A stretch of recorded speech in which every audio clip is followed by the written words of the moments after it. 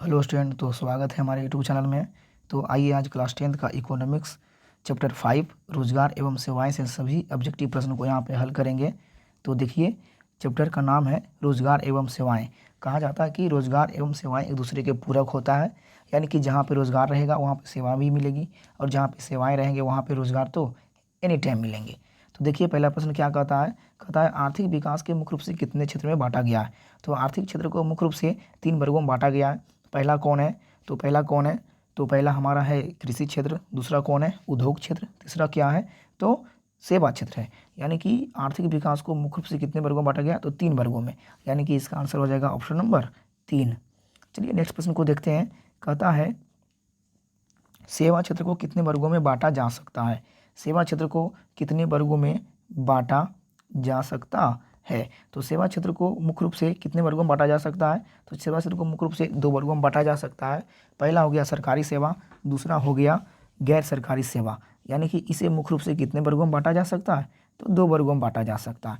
यानी कि इसका आंसर हो जाएगा ऑप्शन नंबर 4, यानी कि 2। चलिए नेक्स्ट प्रश्न को देखते हैं। कहता है काम के बदले अनाज का नारा कब दिया गया था। तो काम के बदले अनाज का नारा 14 सितंबर 2004 ईस्वी को दिया गया था। तो इसका आंसर हो जाएगा ऑप्शन नंबर 4।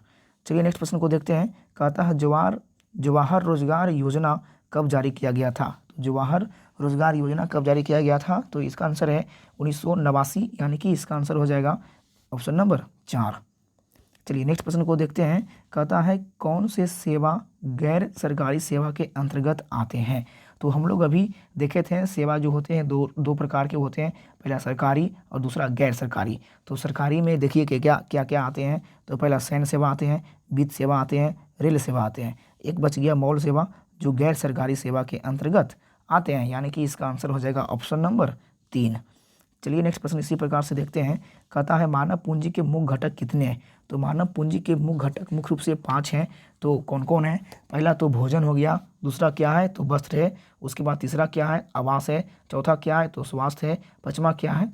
तो शिक्षा है। यानी कि इसका आंसर हो जाएगा ऑप्शन नंबर 4, यानी कि 5 आंसर। नेक्स्ट प्रश्न को देखते हैं। कहता है आर्थिक विकास का दूसरा क्षेत्र क्या होता है। हम लोग फर्स्ट प्रश्न में ही हम लोग देखे हैं कि आर्थिक विकास का मुख्य रूप से 3 क्षेत्र होता है। पहला कौन है? कृषि क्षेत्र, दूसरा कौन है? सेवा क्षेत्र, उद्योग क्षेत्र, तीसरा क्या है? तो सेवा क्षेत्र। तो यहाँ पे दूसरा क्षेत्र पूछ रहा है, उद्योग क्षेत्र आएगा, पर देखिए उद्योग क्षेत्र तो यहाँ पे ऑप्शन में है ही नहीं। तो इसका आंसर हो जाएगा ऑप्शन नंबर 4, यानी कि कोई नहीं। चलिए नेक्स्ट प्रश्न देखते हैं। कहता है ऊर्जा के मुख्य स्रोत क्या है। यानी कि हम लोग ऊर्जा किससे प्राप्त कर सकते हैं? कोयला से, पेट्रोलियम से, विद्युत से, या सभी से। तो इसका आंसर हो जाएगा इनमें से सभी, यानी कि सभी से तो हम लोग ऊर्जा प्राप्त कर सकते हैं ना। तो इसका आंसर हो जाएगा ऑप्शन नंबर 4। नेक्स्ट प्रश्न कहता है राष्ट्रीय ग्रामीण रोजगार कार्यक्रम कब जारी किया गया था। तो राष्ट्रीय ग्रामीण रोजगार कार्यक्रम 1980 ईस्वी को जारी किया गया था। 1980 ईस्वी को जारी किया गया था, यानी कि इसका आंसर हो जाएगा ऑप्शन नंबर 4। चलिए नेक्स्ट प्रश्न को देखते हैं।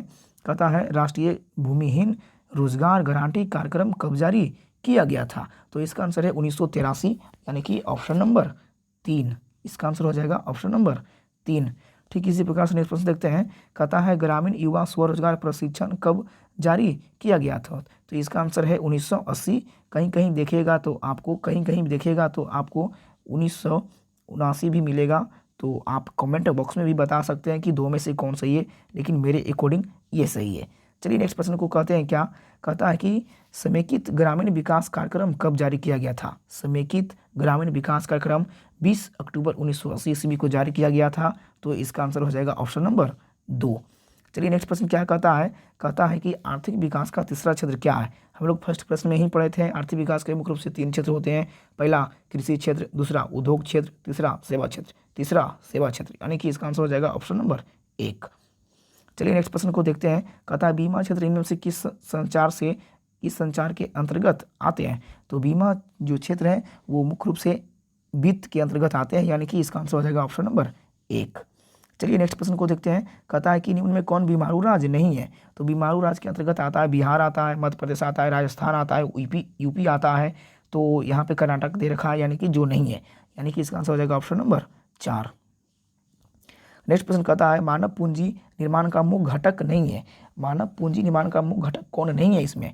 तो देखिए भोजन तो था मुख्य घटक में, वस्त्र भी था, शिक्षा भी था, आवास भी था, तो ये सब था। लेकिन इसमें तो 3 ही दे रखा है, पर तीनों तो है ही। तो इसका आंसर क्या हो जाएगा? इनमें से कोई नहीं। चलिए नेक्स्ट प्रश्न देखते हैं क्या कहता है। कहता है आर्थिक आधारभूत संरचना नहीं है, यानी कि आर्थिक आधारभूत संरचना नहीं है, तो इसका आंसर है ऑप्शन नंबर ए शिक्षा। ये गैर आर्थिक आधारभूत संरचना के अंतर्गत आते हैं। चलिए नेक्स्ट प्रश्न देखते हैं। कहता है जनसंख्या का लगभग कितना भाग जो है ना, कितना जनसंख्या का कितना लगभग है जो कृषि पर निर्भर है, तो इसका आंसर है 85 या तो फिर 80, यानी कि ऑप्शन नंबर 4। चलिए नेक्स्ट प्रश्न को देखते हैं इसी प्रकार से। कहता है भारत का टेलीविजन का केंद्र कहाँ स्थापित किया गया है। चलिए बताइए इसका आंसर, आप खुद कमेंट बॉक्स में हमें बताइए कि इसका आंसर क्या होगा। चलिए देखते हैं नेक्स्ट प्रश्न देखिए क्या कहता है। कहता है कि किस वर्ग के आयु के बच्चों को निःशुल्क शिक्षा प्रदान करने का राज्य का दायित्व है, यानी कि किस वर्ग, तो कहता है कि फ्री शिक्षा, प्राथमिक शिक्षा प्राप्त कर सकते हैं आप कहीं भी हो, कोई भी स्कूल, कोई भी कोचिंग में पढ़ते हो। तो अगर आपका उम्र 6 से 12 वर्ष के बीच है तो आप प्राथमिक शिक्षा प्राप्त करने लायक हैं, लेकिन शिक्षा देने से पहले वो आपका पूरा बैकग्राउंड चेक करेगा। ये भारतीय संविधान के अनुच्छेद में भी लिखा गया है। तो देखिए ये इसका आंसर हो जाएगा ऑप्शन नंबर 3। चलिए नेक्स्ट प्रश्न को देखते हैं। चलिए इतना ही है। अगर हमारा वीडियो अच्छा लगता है तो प्लीज़ लाइक करें और शेयर करें और सब्सक्राइब करें, ताकि हम भी और मोटिवेट मिले और इस प्रकार के वीडियो आपके सामने लाते रहें। चलिए थैंक यू, धन्यवाद।